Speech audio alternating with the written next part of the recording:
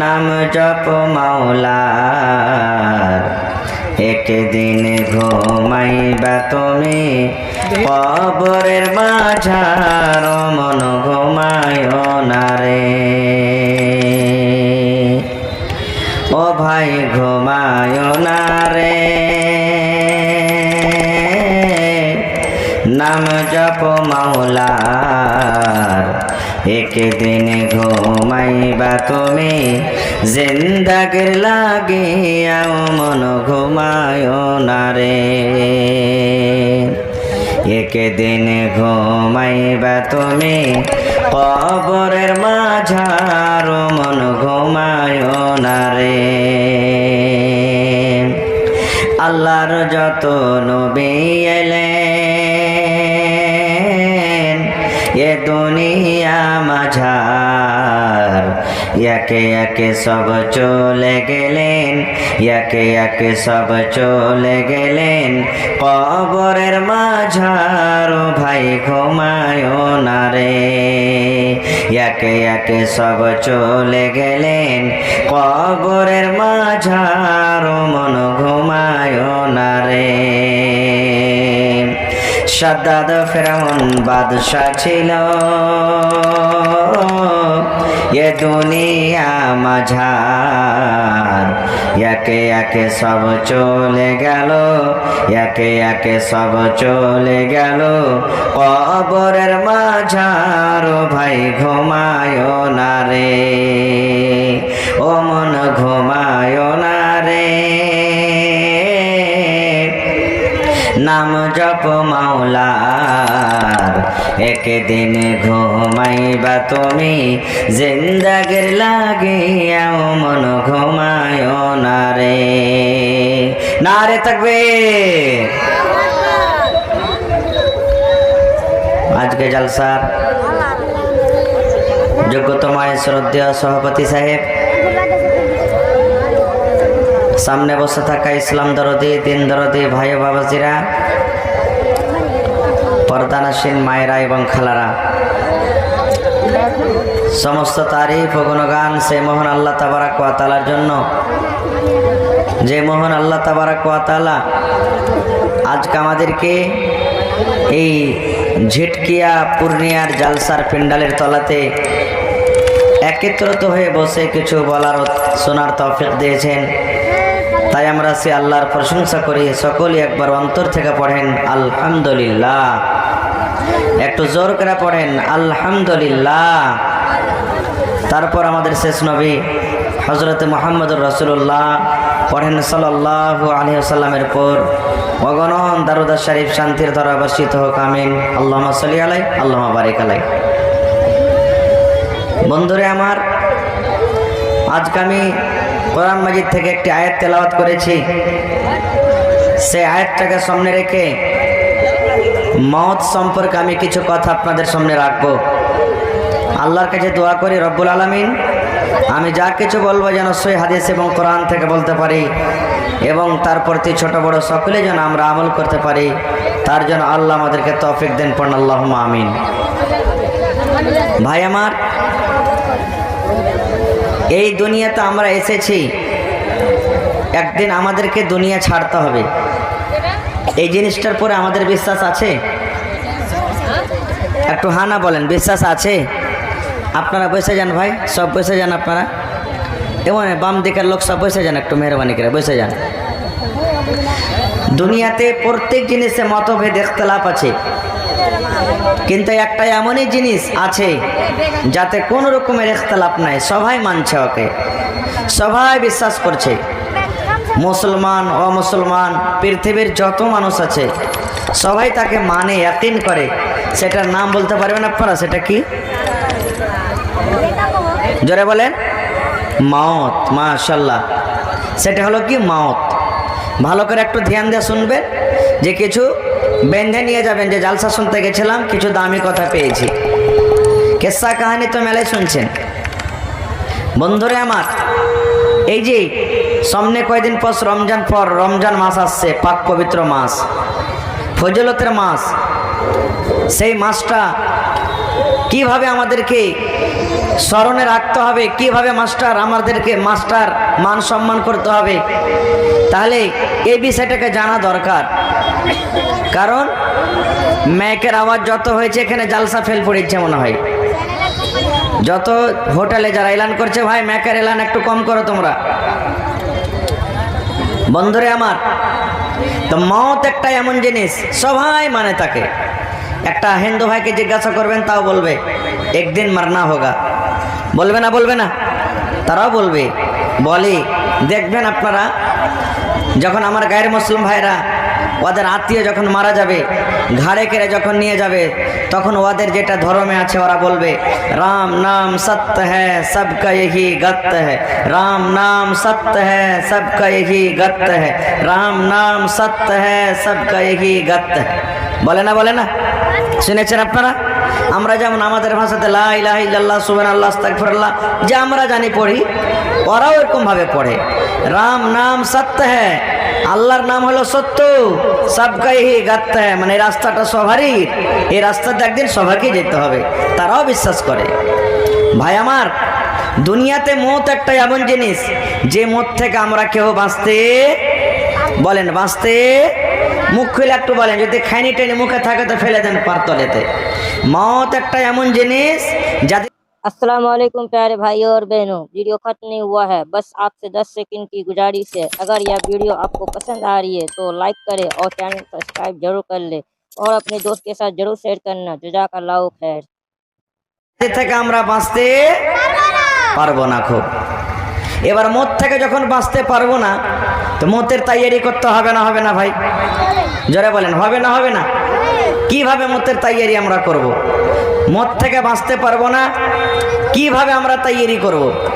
ভাই মুসলমান, আজকে আমরা বাচ্চাকে ডক্টর করব, আজকে আমরা ছেলেকে ইঞ্জিনিয়ার করব, ছেলেকে মাস্টার করব, বিভিন্ন রকমের আমরা 5,000, 10,000, 50,000 মাসে খরচ করে আমরা তার তৈয়ারি করাই। করাই কি করাই না? সুবহানাল্লাহ। এটা জীবনটা হলো ফানি জীবন। এই জীবন ফানি, 50 বছর, 60 বছর, 80 বছর বাঁচবো, দুনিয়া থেকে চলে যাব। কিন্তু যেই মতের আমাদেরকে তৈয়ারি আল্লাহ নিজে করতে বলেছেন, সেই মতের তৈয়ারি আজকে আমরা গাফিল হয়ে আছি, সেই মতের আমরা তৈয়ারি করি না। খুব আজকে যদি মত বলে ভয় থাকতো, দেখেন কত ভাই মেলাতে ঠেলা খেয়েছে, রাস্তাতে ঘোরাফেরা করছে, ওরা জালসা শুনতে নামা এসেছে, জালসা যে শুনতে যাব, কিন্তু ওরা জালসা শুনতে আসেনি, জালসা দেখতে এসেছে। ওরা কোনভাবে জিলাপি বনেছে, কয়খান জিলাপির দোকান বনেছে, কতটি মানুষ রাস্তাতে হাঁটছে, কয়খান চার দোকান বসেছে, এগুলা দেখতে এসেছে। ভাই রে, এ সময়টা পাওয়া যাবে না রে ভাই।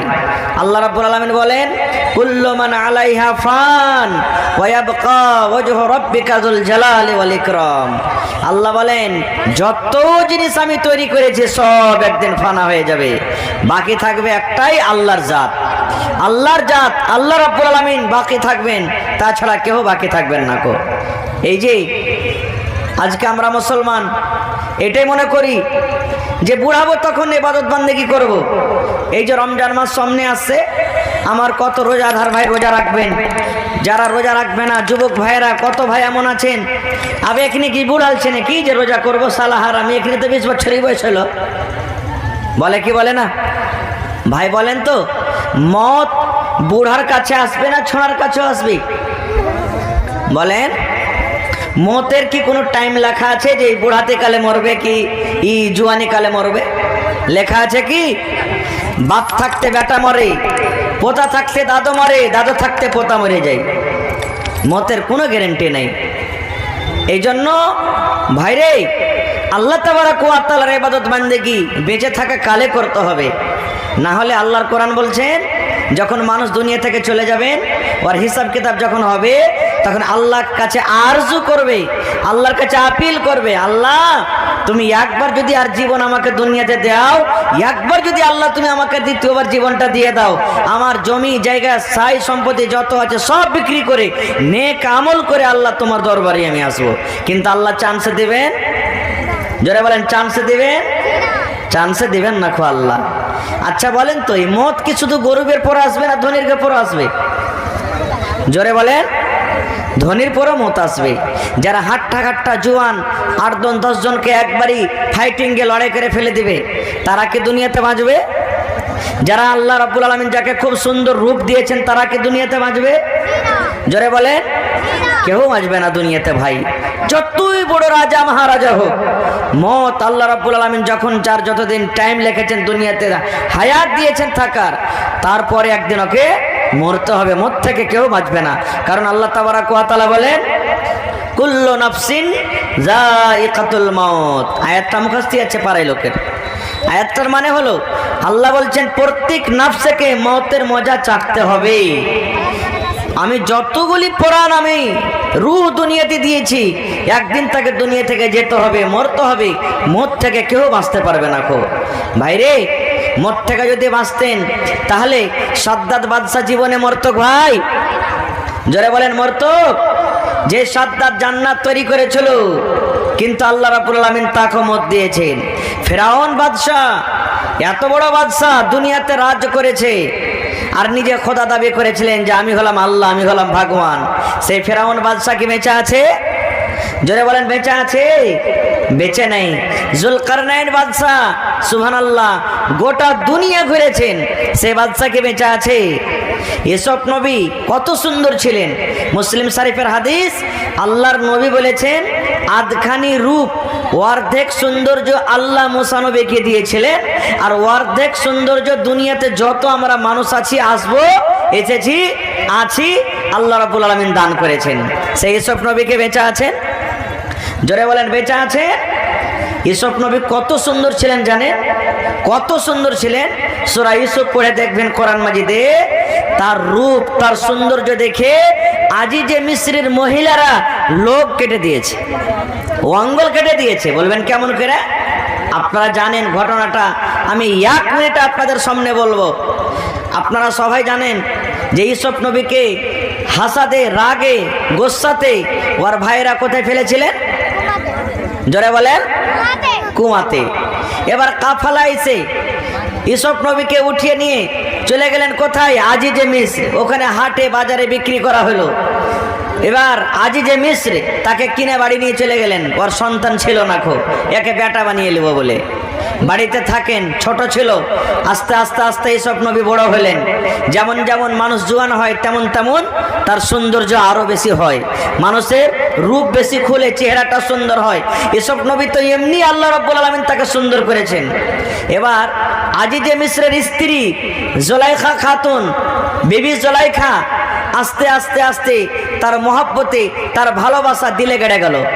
ইউসুফের কাছে হইতে লাগলো, ইউসুফের সাথে কথাবার্তা এরকম ভাবে মহব্বত ভালোবাসা চালু করে দিল যে আমি তার সাথে একবার মহব্বত ভালোবাসা করব। কিন্তু ইউসুফ আলাইহিস সালাম সব সময় ইনকার করেন। আপনারা বলেন, জেনা, ব্যভিচার, চুরি, ডাকাতি, এই সমস্ত জিনিসগুলা কি ছুপিয়ে থেকেছে না থাকবে? ছুপিয়ে থেকেছে কি? একদিন, দুদিন, 5 দিন পর ধরা পড়বে। আস্তে আস্তে আশেপাশেকার মাহালে যত আর চাকরি নকরনি ছিল বা আশেপাশে যারা মহিলা, ওরা সবাই জেনে ফেললো। যারে জানো একটা কথা শুনেছো যে বুবু? বলছে কি? মহিলার পেটে তো কোনো কথা পচবে না। বলছে কি হয়েছে? বলছে আরে বুবু, বিবি জুলাইখা যা আছে ওর গোলাম ইউসুফের পিছে পাগল হয়ে গেছে। বলছে ভাই? বলছে হ্যাঁ যে। আবার আরেকটা মহিলা বলছে বুবুর একটা কথা শুনেছো? বলছে কি হয়েছে? বলছে ইউসুফের পিছে ওর মালিকা জুলাইখা পাগল হয়ে গেছে, বাদশার স্ত্রী। এরকম ভাবে কথা ছড়িয়ে গেল। আস্তে আস্তে জুলাইখার কানে কথা এলো যে আরে বাপরে, আমি তো বাড়িতে বসে আছি আর আমার ব্যাপারে গ্রামে এলাকাতে বিভিন্ন রকমের কথা চলছে। তখন জুলাইখা বলছে, মায়ালোক বলে না, বা আমরাও বলি যে মহিলাদের 36টা কল্লা। তো যদি মনে করেন তো এইটা একটা কল্লা মহিলাদের।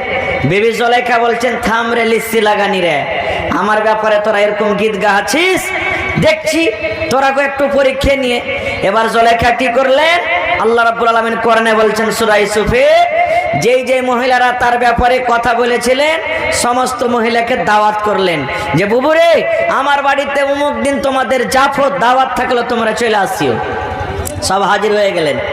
ইউসুফ আলাইহিস সালামকে একবারে তো সুন্দর রেপ চেহারা, এমন ভাবে নতুন জামা কাপড় পিন্দালছে, আরো সুন্দর হয়ে গেছে একবারে। আরো সুন্দর সুন্দর নতুন কাপড় পিন্ধালছে। আর ইসবকে বলেছে, ইসব আমি যখন ইশারা করব তখন তুমি মজলিসে একবার শুধু আসিয়ে দেখা করতে। এবার সমস্ত মহিলারাকে বসিয়ে দিয়েছেন, কে? বিবি জুলাইখা। আর সবকে একটা করে ফল দিয়েছে, আর ফলটা কাটার জন্য একটা করে চাকু দিয়েছে সবারই হাতে। আর বিবি জুলাইখা বলেছেন যে দেখো, আমি যতক্ষণ তোমাকে আদেশ না করব যে খাও, ততক্ষণ তোমরা খাইও না। আমাদের দেশে দেখেন, আজ থেকে 5-10 বছর আগে সবারই যতক্ষণ প্লেটে থালিতে খানা না হইলে খানা শুরু করেনি, এরকম দিন গেছে না জানি। আর এখন তো যেমন যেমন দিচ্ছে তেমন তেমন খেতিয়েছে, মানে ওই মাথা এখনই যায়নি খাবার, এমন থেকে হাত ধুয়া বসে আছে, এরকম তো সময়। খার যা হোক, তো বলছে একটা করে ফল দিয়েছে, একটা করে চাকু দিয়েছে, আর দিয়া বলছে যে আমি যতক্ষণ তোমরাকে খেতে না বলবো ফল কাটবে না। সব রেডি আছে যে কখন জুলাইখা আমাকে আদেশ করবে, কখন ফলটা কাটবো, চাকু আর ফল নিয়ে আছে। এবার জুলাইখা ইসবকে ইশারা করছেন, ইসব তুমি মজলিসে এসো একবার। যেমনই মজলিসে সান্দালছে, সুবহানাল্লাহ, সব মহিলারা এদিকে ফল কাটতে আদেশ করে দিয়েছে জুলাইখা, এখন তোমরা ফল কাটো। এদিকে ফল কাটতে আদেশ করেছে, আর ইসবকে ইশারা করছে তুমি মজলিসে এসো। আল্লাহুস সামাদ, এত রূপ দিয়েছেন আল্লাহ, তাকে দিয়েছিলেন। মহিলারা ফল কাটছে আর ইসবের দিকে দেখছেন আর বলছেন, মালাকুন কারীম, ওরে আল্লাহ, এটা মানুষ রে, এটা বুজরুগ ফেরেশতা হবে মনে হয়। আল্লাহুস সামাদ দেখিয়ে আছে আর ফল কাটছে। এদিকে জানে না যে ফল না কেটে নিজের নিজের লোক কাটছি, আমরা লোক কাটছি। সুবহানাল্লাহ। এবার যখন নিজের নিজের লোক কেটে দিয়েছে মহিলারা, তখন জুলাইখা বলছেন, বউরে তোমরা যে ফল কাটতে দিয়েছি, তোমরা ফল না কেটে দেখো তো কি কাটছো তোমরা। এবার লোকের দিকে দেখছে, যা আল্লাহ কি করলাম, আমরা তো লোক কেটে বসে আছি, রক্ত বাড়াইতে শুরু হয়েছে। এবার বিবি জুলাইখা বলছেন, বাবু একটা নজরে যদি তোমরা এরকম ভাবে ইসবকে দেখে নিজের লোককে কেটে থাকো, নিজের অঙ্গলকে কাটো, তা আমার বাড়িতে সব সময় আমার চোখের সামনে ঘোরাফেরা করছে, আমার অবস্থাটা কি হইতে পারে, আমার অবস্থা কি হইতে পারে।